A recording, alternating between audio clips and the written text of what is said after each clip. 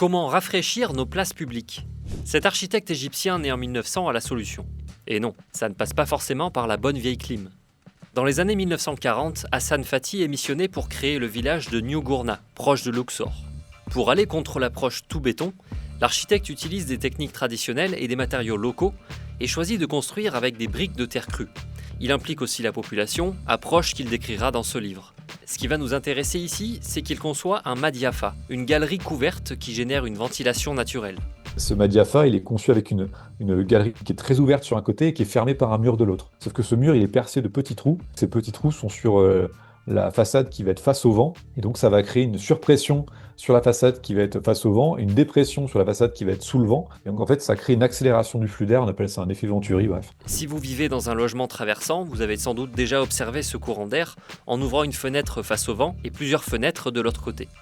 Clément Gaillard est urbaniste et designer, et il a repris le principe utilisé par Fathy pour imaginer ce qu'il a nommé une abrise. Posée ici virtuellement sur la place de la Bastille dans le cadre d'un concours, elle était censée offrir un îlot de fraîcheur aux passants. Quant à la ville de New Gourna, elle tombe aujourd'hui en ruine, même si l'UNESCO s'est un temps penché sur son cas.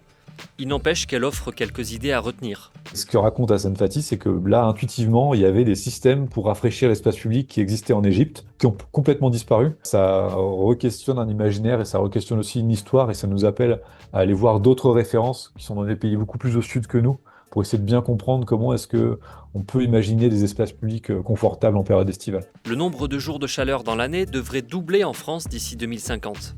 Face à ce dur constat, des urbanistes et designers réfléchissent à des objets et des villes résilients au changement climatique. On appelle ça le design climatique, si possible en évitant les solutions trop complexes ou énergivores. Par exemple, en faisant du biomimétisme, en s'inspirant des animaux, comme les termites.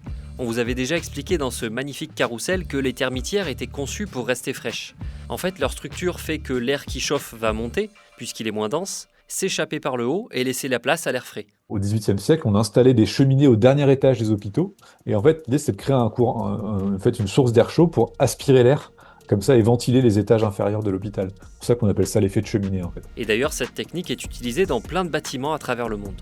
Comme quoi, lutter contre la chaleur, ce n'est pas que planter des arbres, ça implique aussi de s'inspirer du patrimoine, de la nature, et de dresser des ponts entre les métiers et les échelles, celles du logement, de l'immeuble, de la ville et du territoire.